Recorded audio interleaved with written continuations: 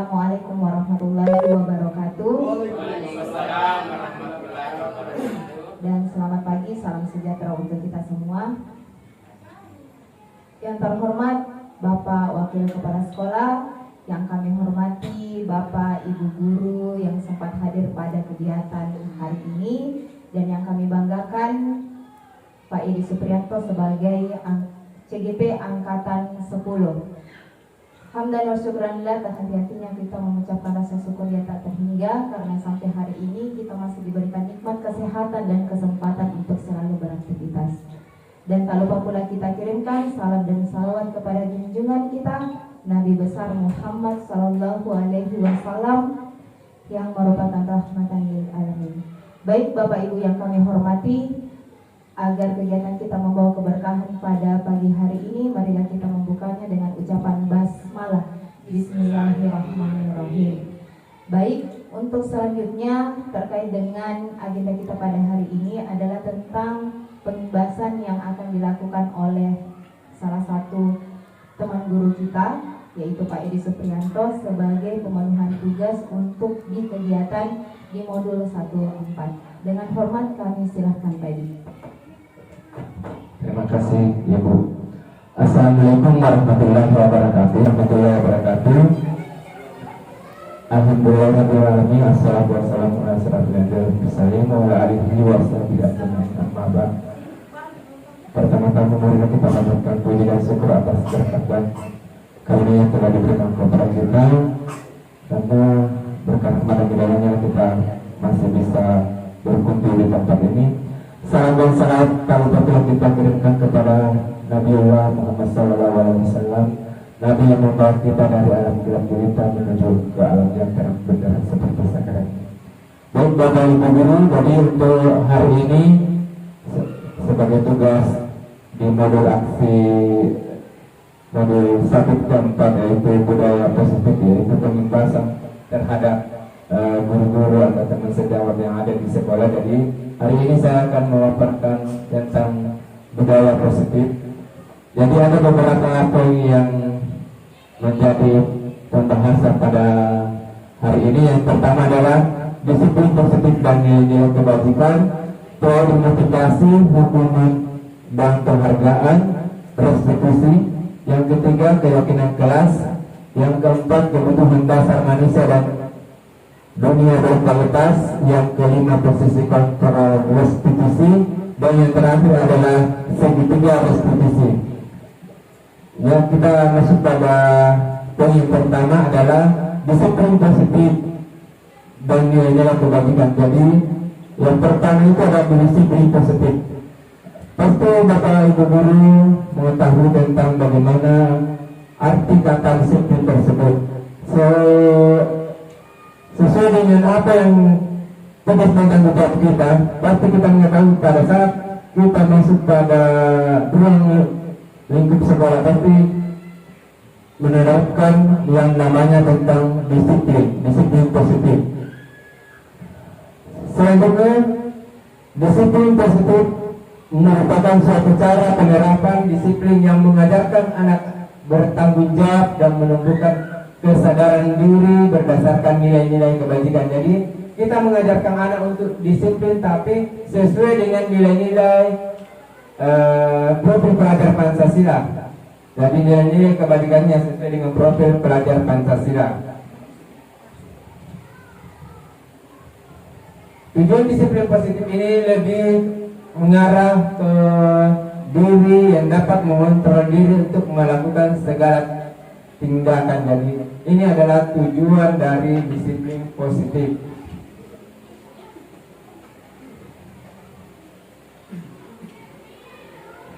Sekarang nilai-nilai kebajikan yang kita terapkan di sekolah atau di kelas. Nilai-nilai kebajikan ini merupakan payung besar dari sikap dan perilaku kita, atau nilai-nilai yang merupakan fondasi kita berperilaku. Nilai kebajikan adalah sifat-sifat positif manusia yang merupakan tujuan mulia yang ingin dicapai setiap individu.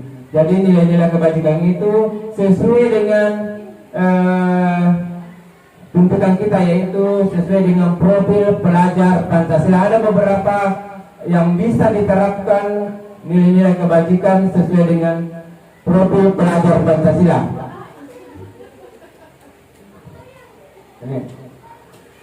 Yang pertama, sesuai dengan profil pelajar Pancasila, beriman, bertakwa kepada Tuhan yang Maha Esa dan berakhlak mulia. Jadi ini selalu kita tanamkan pada pembelajaran sejak memulai pembelajaran di kelas maupun di sekolah. Beriman dan bertakwa kepada Tuhan yang Maha Esa dan berakhlak mulia. Ini selalu kita tanamkan kepada anak murid diri kita. Setiap harinya kita sebelum memulai pembelajaran.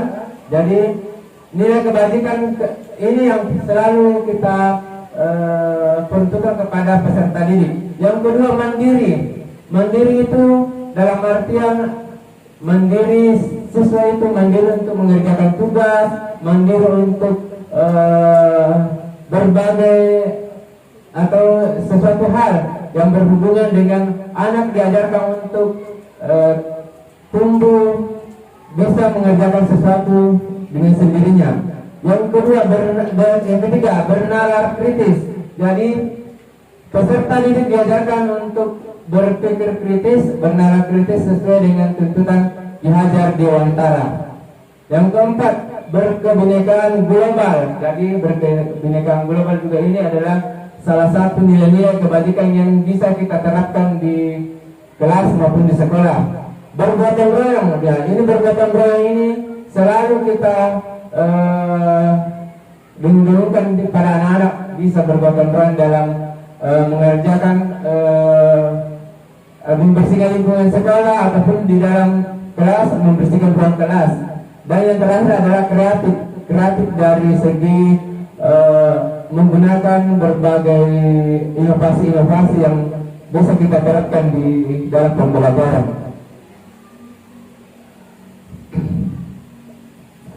Sekarang kita masuk pada motivasi perilaku manusia. Jadi ada 3 perilaku manusia. Yang pertama adalah untuk menghindari ketidaknyamanan atau hukuman. Jadi ini 3 perilaku manusia ini selalu juga dirasakan oleh Bapak Ibu guru. Contohnya, kalau kita ke sekolah ada 3 hal yang jadi ketakutan tak. Kita takut, kita cepat ke sekolah karena takut oleh atasan memarahi kita, atau kita ke sekolah hanya untuk mendapatkan penghargaan. Oh ini cepat datang ke sekolah mendapat penghargaan. Kita masuk pada keyakinan kelas.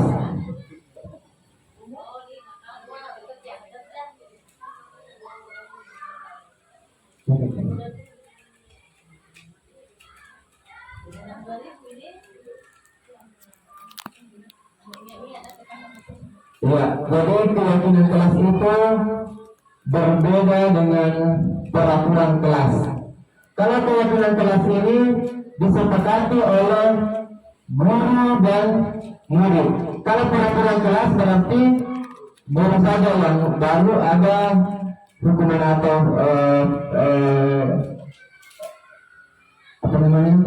ada timbal baliknya.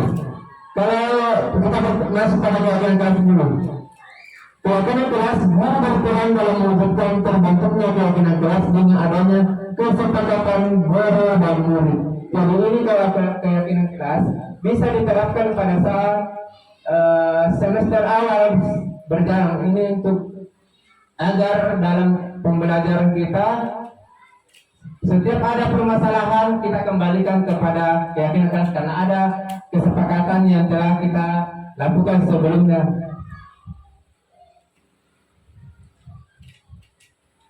Jadi ini keyakinan kelas berupa pernyataan universal yang mudah diingat dan dipahami dan harus diterapkan di lingkungan sekolah. Ini kemarin saya menerapkan di kelas 5 dan alhamdulillah setiap murid melakukan kesalahan saya kembalikan lagi. Ingat keyakinan kelas yang kita telah buat, yang kita telah buat. Jangan kita ingkari apa yang kita telah buat bersama. Jadi ini salah satu contoh gambar keyakinan kelas. Jadi keyakinan kelas itu bisa saja dalam contohnya pada saat anak datang terlambat.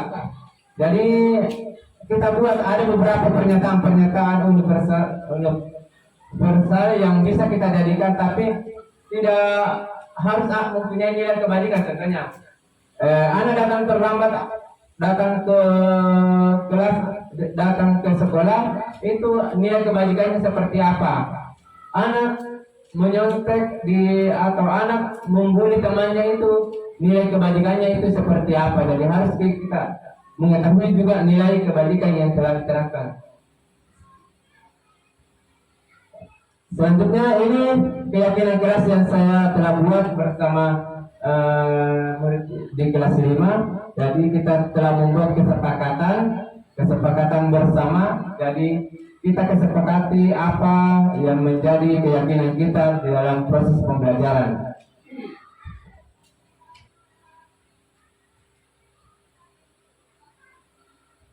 Ya, selanjutnya kebutuhan dasar manusia. Jadi ketika seorang murid melakukan suatu perbuatan yang bertentangan dengan nilai-nilai kebajikan tadi, yang keyakinan kelas, atau melanggar peraturan, hal itu sebenarnya mereka gagal dalam memenuhi kebutuhan dasar mereka. Jadi kebutuhan dasar manusia itu ada 5. Yang pertama adalah kebutuhan bertahan hidup, kebutuhan kebebasan, kesenangan, penguasaan, kasih sayang, dan rasa diterima. Kita masuk pada studi 1. Jadi ini adalah studi kasus. Pak Edi, guru wali kelas 4, sedang bingung menghadapi pula salah satu murid di kelasnya, yaitu Budi. Beberapa anak telah mengeluhkan Budi yang seringkali meminta bekal makan siang mereka dengan paksa. Jika Anda menghadapi situasi seperti ini, seperti Pak Edi, apa yang Anda lakukan? Kira-kira apa alasan Budi melakukan hal itu? Jadi sesuai dengan kebutuhan manusia, pasti Budi ini mempunyai alasan juga. Jadi tidak harus serta-merta kita menjas bahwa anak ini adalah anak yang nakal, yang selalu mengganggu atau bagaimana, tapi kita kenali dulu pribadinya. Jadi ada beberapa alasan. Alasan yang pertama, Budi karena ia lapar dan orang tuanya tidak membawa bekal makan siang, maka kebutuhan dasar yang sedang berusaha dipenuhi oleh Budi adalah kebutuhan untuk bertahan hidup. Kali ini yang kebutuhan pertama yang tadi. Yang kedua,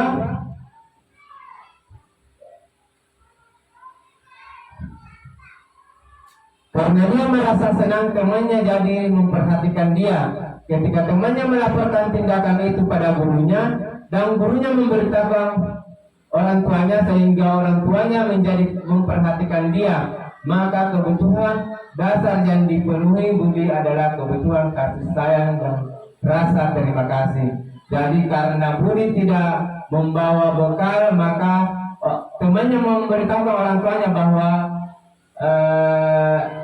Budi senang memperhatikan temannya dan melaporkan tindakan itu kepada gurunya. Maka gurunya yang memberitahu orang tuanya bahwa perlu diperhatikan ini Budi. Maka itu adalah kebutuhan dasar yang dipenuhi adalah kebutuhan akan kasih sayang dan rasa terima kasih.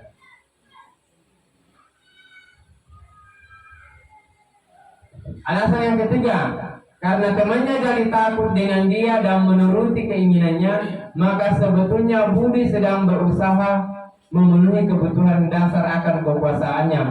Jadi biasanya juga terjadi pada murid-murid kita yang mempunyai andil di dalam kelasnya, itu biasa dikasih makan pada temannya, karena dia yang berkuasa di dalam kelas. Jadi teman-temannya itu memberikan makanannya, akan meminta makanannya. Jadi dia memenuhi kebutuhan akan dasar kekuasaan. Yang keempat, karena dia merasa bosan dengan bekal makanan yang dibawa oleh ibunya dari rumah, karena ibunya selalu membawakan bekal yang sama, oleh karena itu dia ingin mencoba makanan teman-temannya yang beraneka ragam, maka Budi sedang berusaha memenuhi kebutuhan akan kebebasan. Jadi karena kebosanan Budi tentang bekal yang dibawa itu saja yang dibawa dari rumah, maka dia meminta kepada teman-temannya makanannya supaya dibagikan kepada Budi. Jadi ini untuk memenuhi kebutuhan akan kebebasan.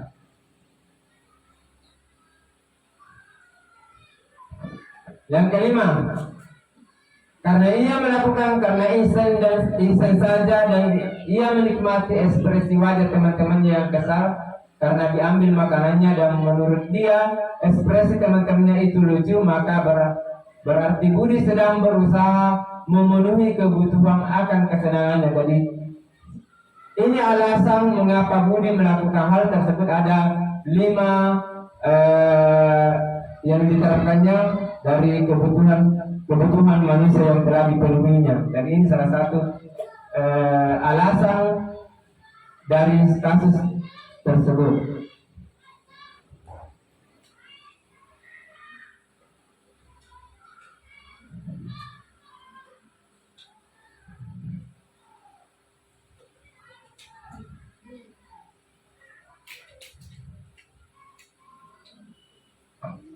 Ya, sekarang kita masuk pada posisi kontrol restitusi.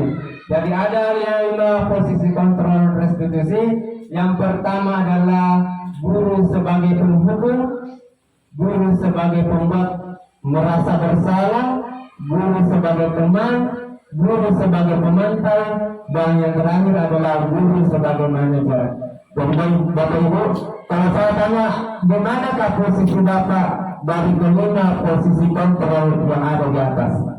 Apakah Bapak Ibu sebagai guru penghukum, guru sebagai tempat merasa bersalah, atau guru sebagai teman, atau guru sebagai pemantau, atau guru sebagai manajer?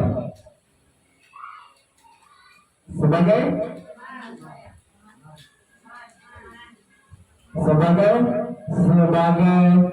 semuanya ini bagus, tapi yang paling bagus adalah sebagai manajer, karena kita bisa memanajeri peserta didik. Peserta didik juga, anak-anak juga bisa memanajeri temannya. Dia bisa mengontrol temannya. Kalau kita sebagai teman, terkadang saya juga pernah menerapkan ini sebagai teman. Contohnya, kita posisikan diri kita sebagai teman, bukan sebagai guru dalam kehidupan sehari-hari. Di dalam biasa di kelas 5 itu ada grup tersendiri. Setiap anak itu yang berhubungan dengan pembelajaran, maksudnya yang tidak berhubungan dengan pembelajaran, contohnya pada saat proses di luar pembelajaran. Semua curhatan anak itu mulai dari gurunya yang paling ini, yang ini itu dicurahkan di situ. Tapi kita posisikan diri kita sebagai teman, bukan sebagai guru. Jadi kita tahu, oh guru si A ini, kalau ini yang mengajar di kelas ini, dan anunya. Tapi itu yang bagusnya kalau kita posisikan sebagai teman. Tapi kalau sebagai pemantau, kita hanya memantau saja tingkat keberhasilannya anak-anak. Tapi kalau kita sebagai manajer, kita bisa mengontrol peserta didik kita, peserta dia juga bisa mengontrol teman-temannya.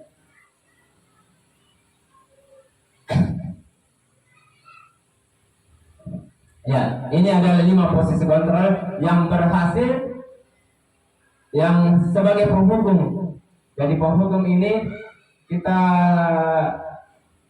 jarang ini, tapi selalu juga dilakukan ini kalau kita dalam proses pembelajaran, dijadikan sebagai guru sebagai penghukum, guru sebagai pembuat orang yang merasa bersalah. Jadi ini ada 2. Jadi untuk identitas keberhasilannya sukses itu, kalau ini yang gagal yang dua Bu, yang penghukum dan membuat orang merasa bersalah, ini adalah identitas gagal. Sedangkan identitas yang berhasil sukses adalah teman dan pemantau. Identitas berhasil sukses juga adalah sebagai manajer.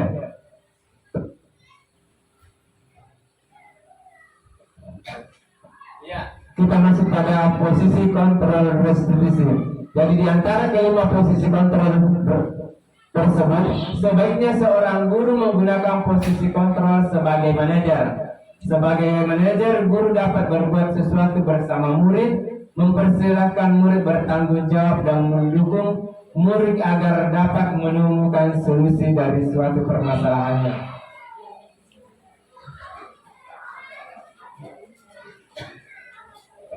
Ya, jadi selain itu posisi manajer juga mengacu pada restitusi yang akan dijadikan sebagai murid, dijadikan sebagai manajer bagi dirinya sendiri, sehingga dapat tercipta identitas positif pada diri murid itu sendiri. Ya, selanjutnya adalah segitiga restitusi. Dari tahapan segitiga restitusi ini ada menstabilkan identitas, validasi tindakan yang salah, dan yang ketiga adalah menanyakan keyakinan. Jadi kalau ada permasalahan di dalam kelas, maka paling bagus diterapkan segitiga restitusi. Jadi yang pertama menstabilkan identitas, mencari tahu apa penyebabnya sehingga anak itu melakukan kesalahan, baru memvalidasi tindakan apa, kenapa dia melakukan kesalahan tersebut. Dan yang ketiga, menanyakan keyakinan, dikembalikan kepada anak. Ingat, keyakinan keras yang telah kita buat bersama.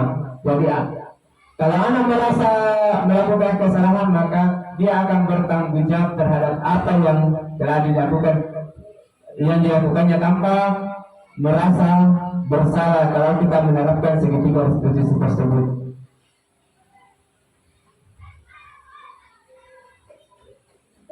Ya, kita masuk pada menstabilkan identitas. Menstabilkan identitas dilakukan berdasarkan prinsip bahwa membuat kesalahan adalah bagian dari proses pembelajaran yang nantinya akan menggeser identitas gagal ke arah identitas sukses. Jadi kalau kita ingin menginterogasi peserta didik yang berbuat salah, maka ada beberapa pernyataan yang bisa kita terapkan pada peserta didik. Contohnya, berbuat salah itu hal yang manusiawi. Yang kedua, tidak ada manusia yang sempurna. Jadi kita katakan kepada anak-anak, kalau anak-anak itu kenapa melakukan hal seperti itu, hal yang salah seperti itu, kita kembalikan juga kepada diri kita. Sepertinya berbuat salah itu hal yang manusia, atau berbuat salah itu adalah kita sebagai manusia, tidak ada yang sempurna. Kita kembalikan kepada diri kita sendiri. Jadi Bapak Ibu tidak tertarik untuk mencari tahu siapa yang benar, siapa yang bersalah. Bapak Ibu lebih tertarik untuk menyelesaikan masalah. Jadi kalau anak-anak ada masalahnya, jangan kita cari tahu siapa yang benar, siapa yang salah, tapi kita cari bagaimana untuk menyelesaikan masalah tersebut. Jangan kalau mencari tahu siapa yang benar, siapa yang salah pada permasalahan tersebut, maka akan panjang ceritanya. Dan yang keempat adalah kalau kamu menyalahkan dirimu sendiri terus menerus, apa kamu bersikap baik pada diri sendiri? Jadi jangan sekali-kali menyalahkan anak dalam menyelesaikan suatu masalah. Selanjutnya adalah validasi tindakan yang salah. Validasi tindakan yang salah dilakukan berdasarkan prinsip bahwa setiap perilaku berupaya memenuhi kebutuhan tertentu, sehingga guru atau orang tua akan tergeser dari pemikiran stimulus respon menjadi proaktif serta akan lebih mengenali dan mengakui kebutuhan murid atau anak. Jadi ada pernyataan, ada 4 pernyataan yang diterapkan jika anak divalidasi tindakan yang salah. Yang pertama adalah kamu pasti punya alasan mengapa kamu melakukannya. Jadi kita tanya anak-anak tidak langsung menghukum, tapi kita harus menanyakan dulu mengapa, apa alasan melakukan perbuatan tersebut. Kita juga bisa menanyakan apa yang penting bagi kamu. Kita juga bisa menanyakan, kamu boleh tetap berusaha menjaga sikap itu, tapi tambahkan sikap yang lain atau yang baru. Dan yang terakhir adalah, maukah kamu belajar cara lain untuk mendapatkan yang kamu butuhkan tanpa harus memukul. Jadi ini adalah memvalidasi tindakan yang salah.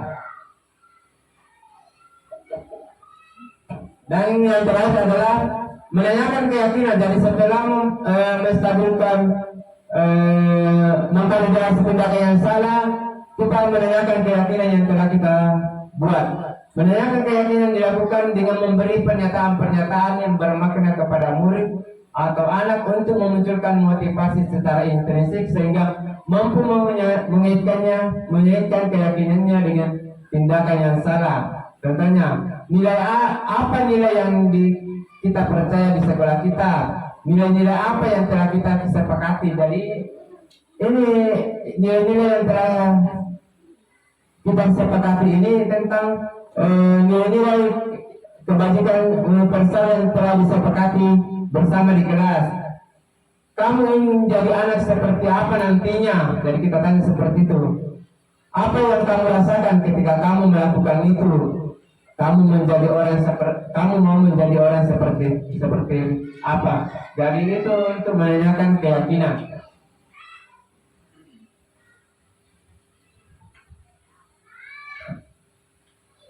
Jadi seorang guru yang baik harus memiliki kemampuan dalam mewujudkan budaya positif di sekolah.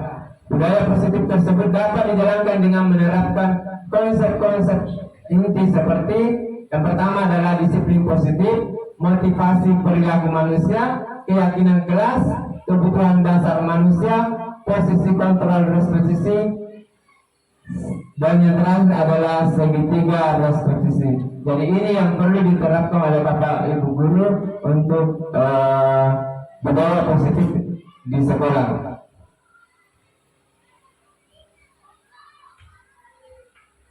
Ya, mungkin itu saja pemaparan dari saya terkait dengan budaya positif. Untuk lebih jelasnya saya kembalikan kepada moderator. Silakan Pak.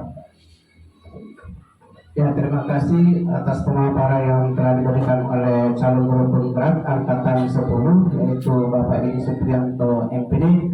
Semoga apa yang disampaikan kali ini dapat bermanfaat bagi kita semua, karena materi ini adalah materi yang harus kita terapkan di lingkungan sekolah, di mana materi ini adalah didapatkan di dalam diklat CGP. Ya, walaupun kita tidak sempat berada di CGP, namun di sekolah kita ini sudah banyak yang CGP sehingga dapat membagikan ilmunya kepada kita semua. Dan tentunya pembelajaran yang didapatkan itu adalah sebuah renovasi dari pembelajaran yang lama menjadi pembelajaran yang terbaru, karena di kurikulum Merdeka itu kita mengajarkan kepada anak didik kita itu sudah berbeda dengan cara mengajar lama. Kalau sekarang sudah kita bentuk berbagai macam cara supaya tidak ada lagi tindak kekerasan maupun berupa kata-kata yang begitu tidak menyenangkan bagi anak didik kita. Jadi apa yang telah disampaikannya, kita akan mengadakan sesi tanya jawab, dan saya berikan kesempatan kepada teman-teman untuk 2 orang. Silakan Bapak dan Ibu sekalian yang mau bertanya. Ya, silakan Ibu Rahmawati SPD.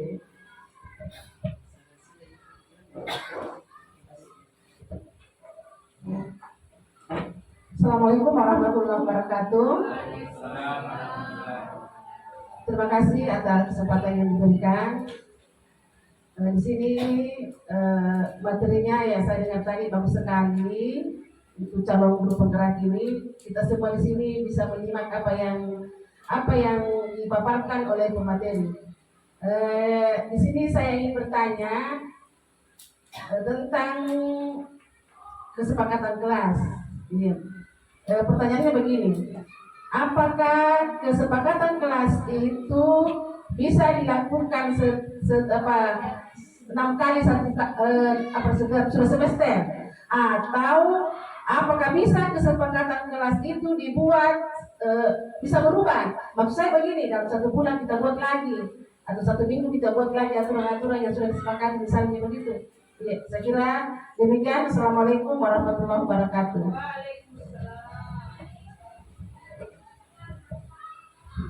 Iya, terima kasih atas pertanyaan yang diberikan. Iya, bagus sekali pertanyaannya, Bu. Jadi keyakinan kelas itu, karena kalau kita menuliskan, kan anak-anak itu kalau membuat keyakinan kelas, semua pernyataan-pernyataan kita kesepakati. Kita tugaskan anak-anak untuk memberikan kesepakatan dulu. Kita bagikan semacam kertas, kita arahkan anak-anak membuat apa yang perlu disepakati dalam kelas. Tapi kalau kita buat secara posternya, hanya beberapa kesepakatan yang ada yang bisa dicantumkan. Tapi untuk kalau sebagusnya setiap bulannya itu bisa dirubah supaya perubahan tentunya di dalam poster atau kesepakatan itu ada cuma 5 saja yang dituliskan di situ. Tentunya 5 kesepakatan kelas atau yang disetujui. Tapi masih banyak yang lain yang belum diterapkan. Bisa, Bu, supaya setiap semester itu semua penerapan apa yang masuk anak-anak itu bisa diterapkan di kelas. Seperti itu mungkin, Bu. Terima kasih. Ya, jadi seperti itu Ibu penanya, bahwa untuk kesepakatan kelas boleh diganti, boleh juga tidak. Tetapi kalau diganti tentunya setelah pengamatan 1 bulan, tentunya di dalam kesepakatan kelas itu tidak tertulis dan sering itu dilanggar, maka boleh disisipkan kembali bahwa yang kesepakatan kelas ini tidak ada yang seperti ini, misalnya keluar masuk hanya cuci tangan. Tapi tidak ada di kesepakatan kelas. Nah, untuk berikutnya boleh dimasukkan itu. Tidak boleh keluar masuk saat belajar. Nah, seperti itu. Jadi melalui pengamatan yang dengan pelanggaran yang tidak tertulis boleh dimasukkan kembali jika itu mengganggu dalam kegiatan proses belajar. Bagaimana dengan Ibu penanya? Apa masih perlu tambahan atau ada penjelasan lain? Kalau masih ada penjelasan lain, kami berikan kepada teman yang ingin menambahkan jawaban. Ya, tidak. Ya, berikut pertanyaan yang kedua, silakan Bapak dan Ibu sekalian, siapa yang mau bertanya? Silakan, mulai dari segi 3 restitusi, keyakinan kelas, apalagi itu budaya positif. Ya, kayaknya itu di segi 3 restitusi paling bagus, karena ketika anak melakukan pelanggaran tidak perlu lagi dimarah-marahi secara spontan. Kita harus memanggil dulu, bicara baik-baik, akhirnya dia akan mengalah sendiri dengan kesalahannya tanpa harus dimarah-marahi sehingga dapat menyakitkan perasaannya. Karena itulah yang kita harapkan sekarang, tidak ada lagi istilah sakit hatinya anak-anak, bahkan tidak mau pergi sekolah karena berlebihan marahnya itu ibu guru. Baik, silakan Bapak dan Ibu sekalian untuk bertanya. Ya, Ibu Sumi.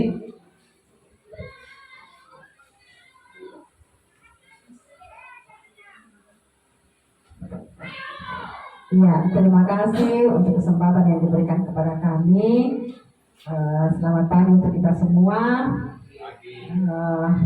Kami tidak bertanya atau apa, tapi kami sangat berterima kasih kepada pemateri Pak Edi, calon CDP yang sudah memberikan materi yang sudah disampaikan tadi. Karena menjadi bahan bagi kami sebagai pendidik untuk lebih baik lagi. Ada masukan dari apa yang sudah dipaparkan untuk kedepannya, bagaimana kita menghadapi anak-anak di kelas kita. Jadi sekali lagi kami mengucapkan terima kasih kepada Bapak pemateri yang sudah memberikan materi yang sangat luar biasa, yang merupakan juga materi yang sangat kami butuhkan pribadi saya sebagai pendidik di sekolah ini. Terima kasih.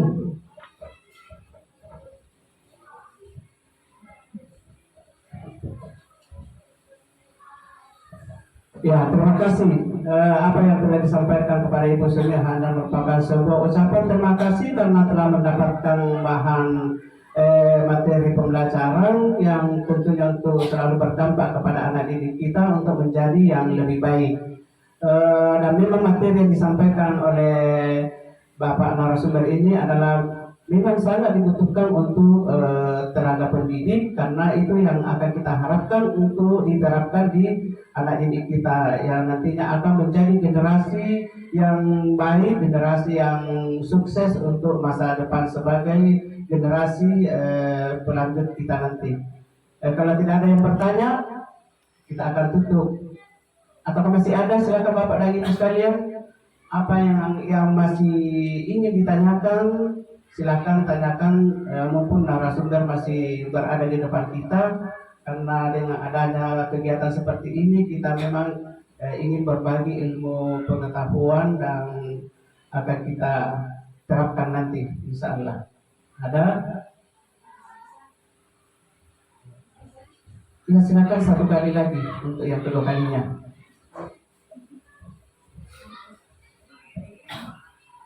Terima kasih atas kesempatan yang kedua kalinya.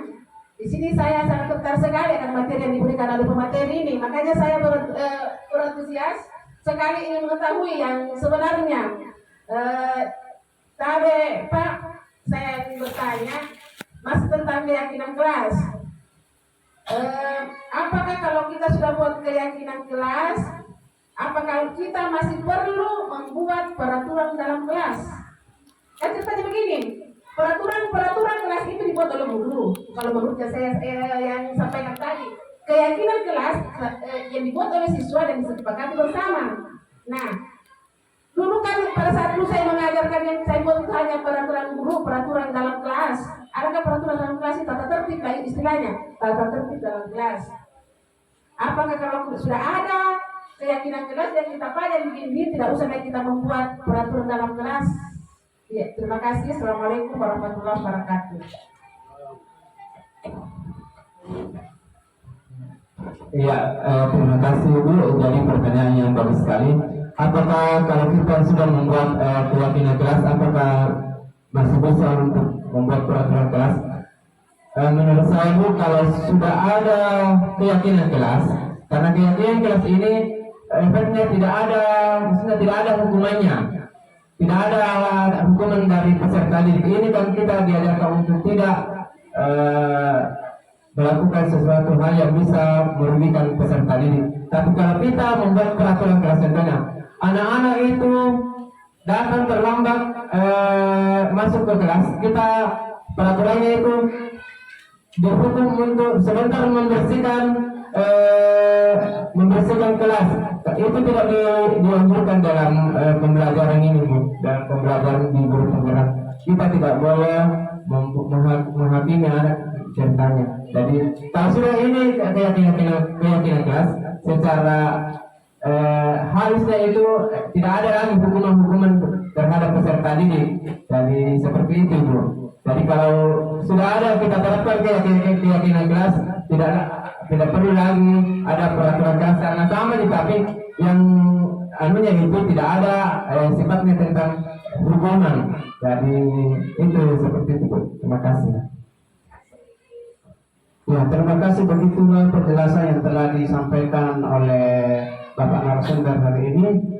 Semoga apa yang telah disampaikannya Bapak dan Ibu guru sekalian dapat menerapkannya di kelas masing-masing atau di sekolah kita ini untuk menjadi sekolah yang baik, sekolah yang kondusif, dan semoga Bapak pemateri hari ini diberikan kesehatan kekuatan untuk dapat melaksanakan kegiatan CGP-nya sampai ke finish, insya Allah.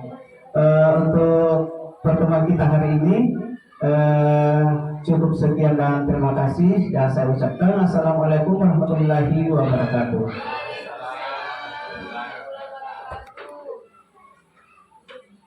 Assalamualaikum warahmatullahi warahmatullahi wabarakatuh. Perkenalkan, nama saya Devi Susanti SPDMM. Saat ini saya mengajar di SD Negeri 5 Lembang, Cina. Terima kasih atas pengimbasan yang telah dilakukan oleh Pak Edi Suprianto, CGB Angkatan 10, terkait dengan budaya positif. Saya sendiri dari budaya positif itu telah menerapkan beberapa, diantaranya adalah kesepakatan kelas dan segitiga restitusi. Jadi ketika ada siswa yang bermasalah, saya dapat menerapkan segitiga restitusi ini kepada siswa, kemudian mengaitkan dengan kesepakatan kelas atau keyakinan kelas yang telah dibuat oleh siswa-siswa bersama dengan saya sendiri. Terima kasih.